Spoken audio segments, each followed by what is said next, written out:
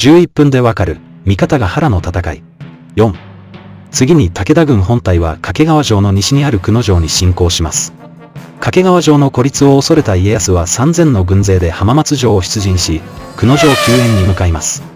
久野城近くまで来た家康ですが、圧倒的兵数差に勝てないことを悟ります。家康は久野城救援を諦めて、撤退を始めます。武田軍本体は家康を逃がすまいと、しつこく追撃します。追撃された家康は、一言坂で武田軍本体に追いつかれてしまいました。武田軍本体に追いつかれた家康は、絶体絶命のピンチを迎えます。ここで本田忠勝がしんがりに名乗りを上げました。忠勝たちしんがりは必死に武田軍の追撃を止め、家康の撤退の時間稼ぎをします。忠勝たちの活躍により、家康は命からがら浜松城へ撤退することができました。